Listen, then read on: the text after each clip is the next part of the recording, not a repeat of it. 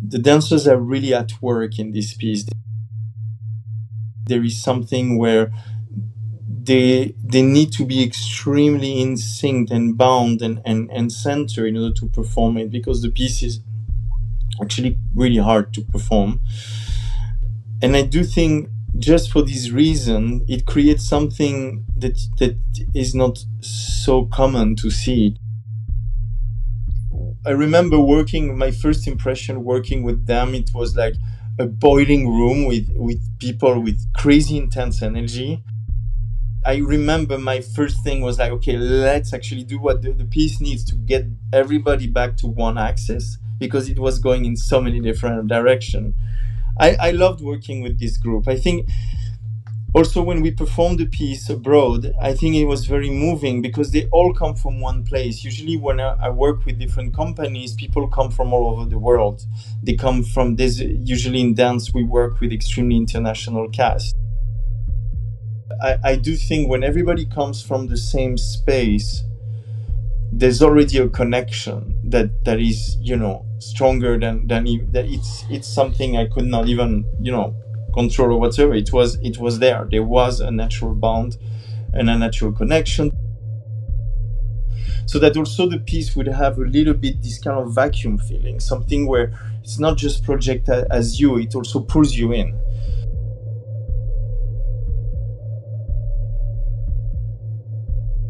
In general, I love to work with limits and to work with putting dancers in a bit of an unknown ground. What was interesting with the set of Jorge is because at the beginning I was thinking we could also have it with the antenna being really flat and having people all around, except it was not possible to bring this in any kind of theater, and it would have kind of contained any possibility of touring the work abroad. So for that, we needed to kind of bring the antenna kind of like high. And this was actually when we first realized how inclined and how curved the antenna was. It was, I sweat a lot because I felt, oh my God, we did all of this. And it's so hard to dance on this platform. And there was a lot of challenge that came with it. We needed to really understand how to tame this set.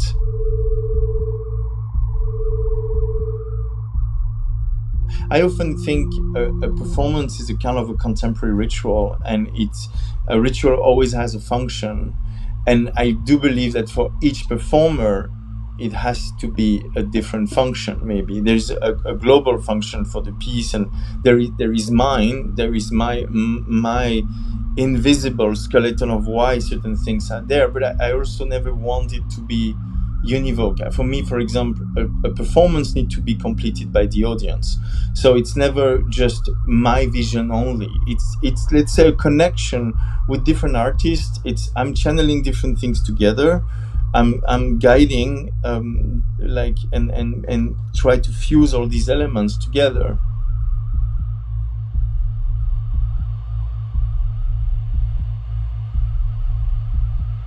What I liked about it was definitely the change of perspective you get on the dancers, and how they had to, it was kind of keeping them on a kind of like, it's kind of a metaphor of a planet also, because the set is very curved inside, and then you can turn it and there's the whole structure behind, the whole skeleton of it, on which the dancer can hang and create this kind of zero gravity feeling.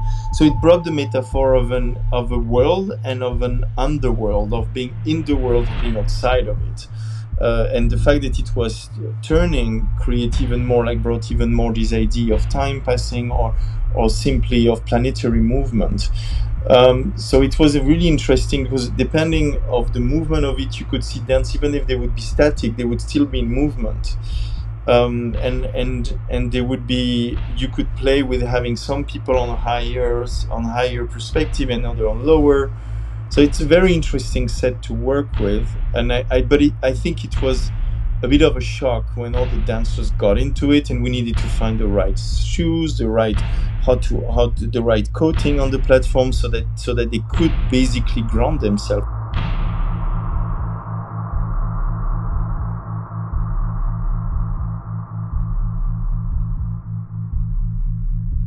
And I think that's participate to make the work also more complete, and to the dancers to be more engaged to them. So I remember that when we did the creation, we tried also with Catalina, that came with a lot of stories, a lot of some images.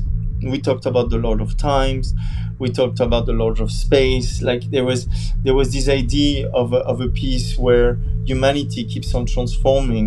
In pre-Columbian mythology, humanity has been created 3 times in 3 different materials, and I like the idea that there is for the piece has the Lord. There's this Lord of Space, which are a bit connected to the Voladores that open the space and give the 4 cardinal points.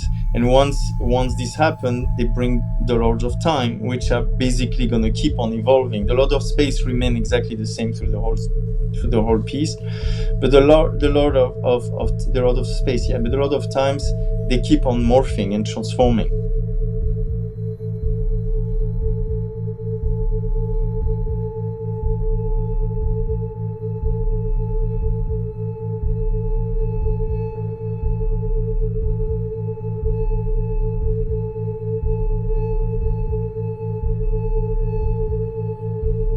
In general, when I work with dancers, there is a very technical side of the work, and very precise in terms of like the different dynamics, the principles that we're working with.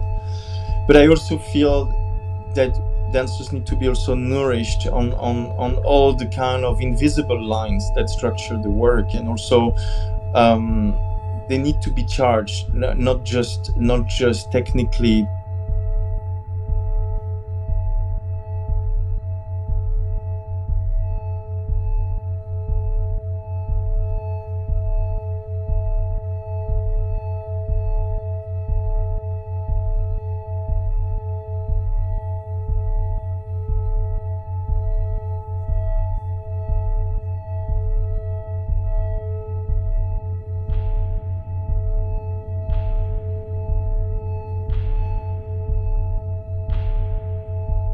I think the piece is back because people really wanted to see it again. So if you missed it in 2018, I think it's a really great occasion to finally discover it live. And I do think that people might have seen images of it, but I think it's only by experiencing it live that you can truly understand what Omphalos is.